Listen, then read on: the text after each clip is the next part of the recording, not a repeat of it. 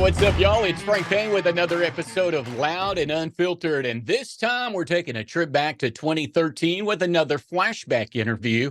We'll be talking to Jerome from the rock band Switchfoot. Now, at the time, they were just about to hit the road in support of the album Fading West, which would be coming out a few months later. But also at the time, they had released a documentary of the same title, Fading West. Now, we're going to talk about the documentary, the tour, the album, surfing, their inspirations, and so much more. This is a really cool flashback to 2013 on Loud and Unfiltered. Along with myself, it's Jerome from Switchfoot. Enjoy, y'all. I am joined on the phone by Jerome from the rock band Switchfoot. Jerome, how are you today, brother? I am great. So the tour is the Fading West tour, which obviously kind of is the umbrella that covers both the album and the film. Now, the album doesn't come out for a while, right?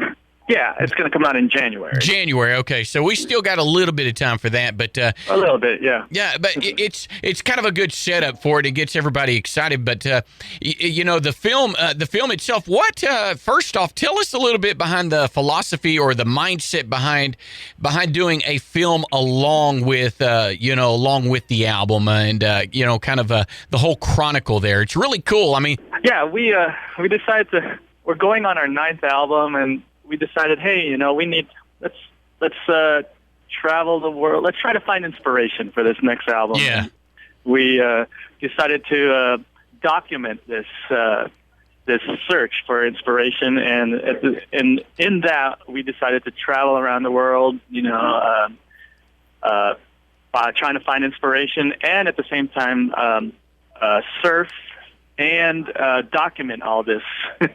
So that's what came about is the movie Fading West.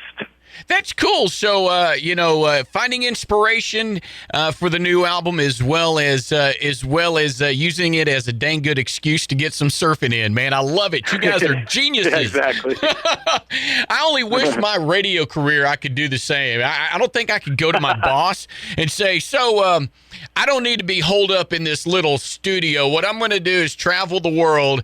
I'm going to do some surfing, and I'm going to find inspiration for my next joke that I tell on air. My boss will probably say you're fired. Yeah, that would be hilarious. That'd be awesome. Hey, so next time, I mean, obviously you guys have already done this and everything. So next time, Switchfoot gets together, and because the 10th album is going to be a big one, Jerome. I mean, that's oh yeah. So you've got to travel the world again. I say you go in the exact opposite direction you did the first time, and you bring me along with you. All right, man. Frank, you're in. You're in. I can carry a video camera, and I would love to surf with you guys, man. I grew up on a stick, and I'd definitely love to catch some waves with you, man. That would be cool. That would be great. That is awesome, man. So what are some of the places, that you guys hit that's chronicled in the film? Yeah, in the documentary, we went to a few places. We went to South Africa. Yeah. We also went to Australia. New Zealand was one of the stops. Indonesia and Bali. We looked in the globe and says, what are some great surf spots? Yeah. And let's go over there. Wow, that is cool. That is really. Now, did you each have your own input as far as like a bucket list, a bucket list break, I guess, for each of you, or was it kind of collective and and you guys pretty much y'all had the same thoughts on it? Pretty much the same thoughts. We're like, hey, these are the places that it would be great to go to, and yeah, and you know what, these are places that have inspired very great inspirational things like South Africa, and Indonesia. So, it was amazing to travel to these places. That's fantastic. Now, did you ever think, when you first started playing, whether it was with Switchfoot or just the very first time, as a kid that you started playing, did you ever think that the day would come that your job would take you around the world to surf, and it would still be part of your job? Not even in a million years. It's one of those things you're like, wow, this is what you do, and I don't take it for granted. Each day is a blessing. Well, and you definitely are blessed, but you've earned it. I mean, for a band like Switchfoot to be around as long as you are, and as relevant the entire time, and continuing to make music, and to stick to your morals and the integrity behind the music itself. I mean, you guys definitely earned it. That's really cool. Thank you. This is a kind of a different package that you guys are doing on this tour, because not only will you play, but the fans that come out get to also see the film. Is that correct? Yeah, this is something we've never done before, and it's very unique. We are going to be presenting the film first. Wow. So people can go see the film. Yeah. And then afterwards, we are going to be playing songs. Some of the songs from the film and some older songs, but it's a very unique experience, very more intimate, more personal, because and the kicker is, in between setting up between the movie and the concert, people get to Twitter in questions that we will answer on stage. We'll be able to they could ask us any question. Wow. So you could ask us anything. We're going to try and answer it on stage and give you a concert at the same time. So it's a really great, unique evening. Okay, now whose idea was that? I mean, because, man, you guys are just like the idea factory, behind the tour, as far as going around the world to surf. But and then everything that you guys do, you continue to evolve and top yourself from your previous works. Whose idea? Who came up with that? I never would have thought of being as interactive like that in a concert. That's cool. Oh, we wanted to, again, the movie itself does open up ourselves a lot more. And I'm sure after watching the movie, people are going to have questions. And, that's cool. This gives us more interaction. We just connect better with the audience. Man, that's awesome. Now, okay, obviously, being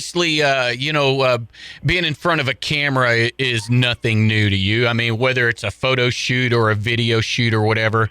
But, was it different doing, kind of chronicling your journey around the world? Was it a little bit different when when you've got the video camera on you, all the time like that? How did that...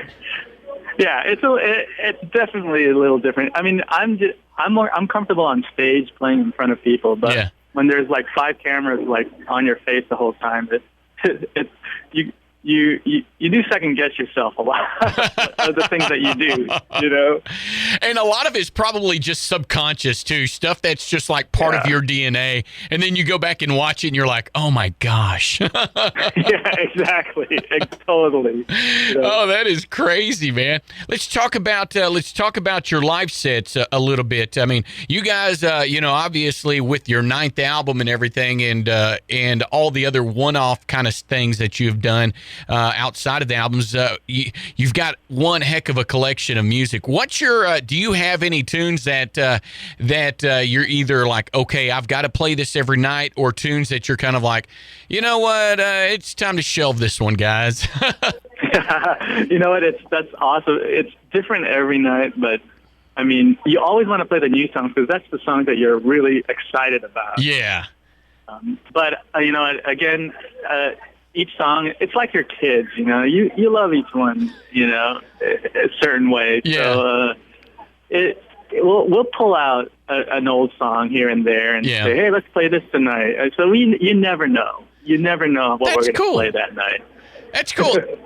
Giving yourself the ability to, just to do it on the fly, I mean, obviously there is quite a bit of structure in your set, but giving yourself the ability to do it on the fly is cool too. I mean, because, that's another thing that creates more of a unique experience for the fan.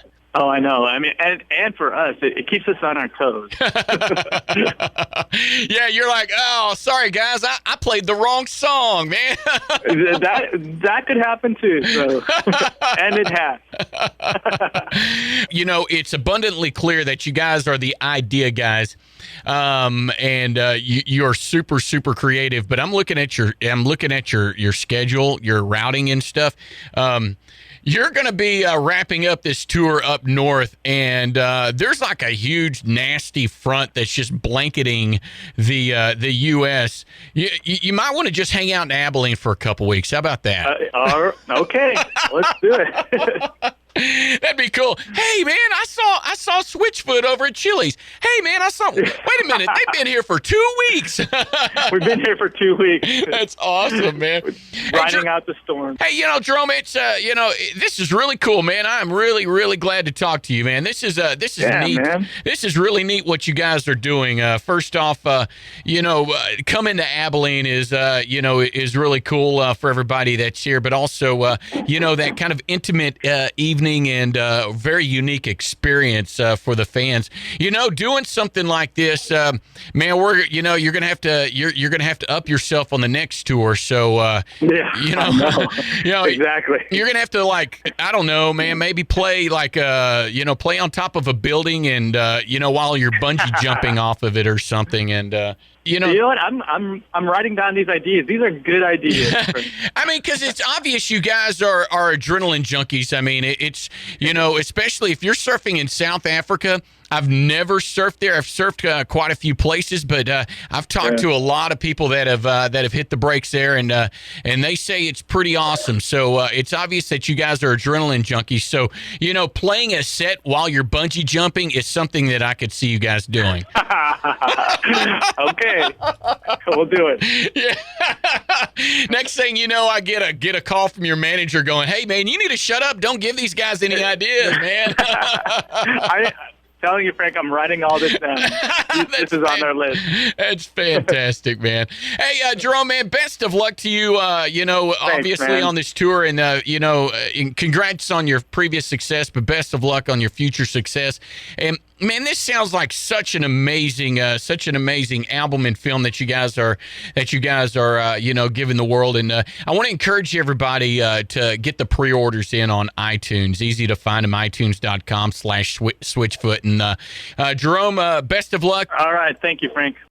Man, what a great one. I appreciate Jerome from Switchfoot for joining me. Obviously, that wasn't a current interview. That was back in 2013. Those guys have continued to go on to do amazing things. One of my favorite Christian rock bands of all time, Switchfoot, Meant to Live, one of their biggest hits. I'm sure you know that one as well.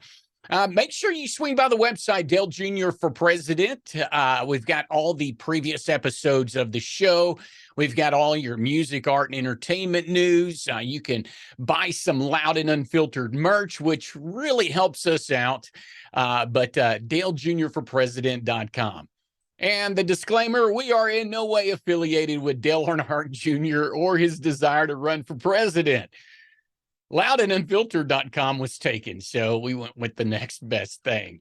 Hey, while you're checking out the podcast, whatever platform you're on, or even all the platforms, I'd appreciate it if you liked, subscribed, ring that bell, leave a review, leave a comment. Even if you hate it, I'd appreciate your engagement, because that really does tell all the robots out there that are judging these podcasts how well we're doing. So thank you so much for your support.